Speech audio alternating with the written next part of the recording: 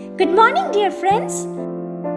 Last night we have gorged ourselves on burgers, fries, fried chicken wings, and more. So today I'm planning to make something light, healthy, and delicious for lunch. A spicy spinach rice with green peas and cashews. Let's get started.